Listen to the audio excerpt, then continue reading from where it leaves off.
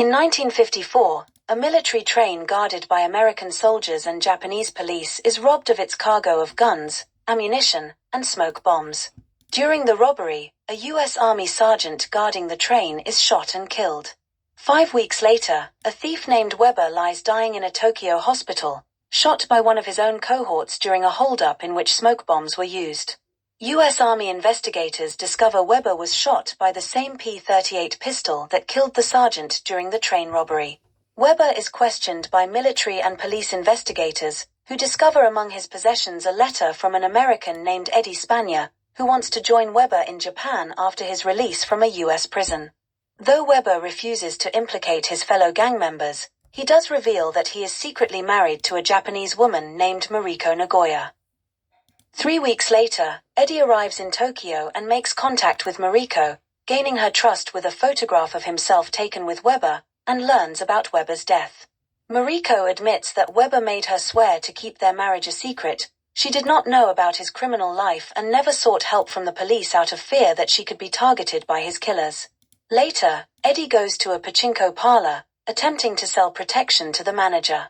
But when he tries to shake down another parlor, he is beaten by a group of Americans led by racketeer Sandy Dawson, who is so intrigued with Eddie's audacity that he later arranges for him to join his gang, a group of disgruntled former American servicemen who have been dishonorably discharged.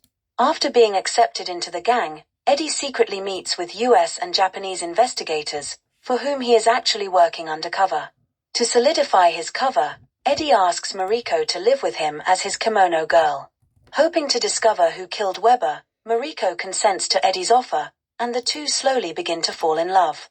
In the meantime, Sandy grows to trust Eddie and even saves his life when Eddie is wounded during a robbery, surprisingly disregarding his own rule to leave wounded gang members for dead.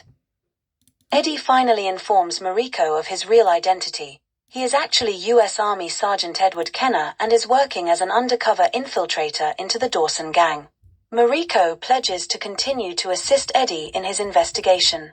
When Charlie, one of Sandy's men, spies Mariko meeting with an American Army officer to fill him in on the details of the Dawson gang's next heist, he notifies Sandy, and the job is thus aborted.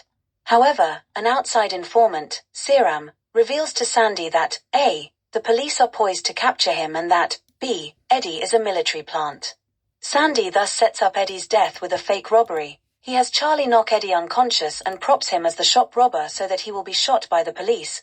But that plan backfires when Charlie is shot while trying to keep Eddie upright. Sandy is chased by the police and a recovered Eddie to a rooftop amusement park. After an intense gunfight, Eddie shoots and kills Sandy. The film ends with Eddie and Mariko being reunited.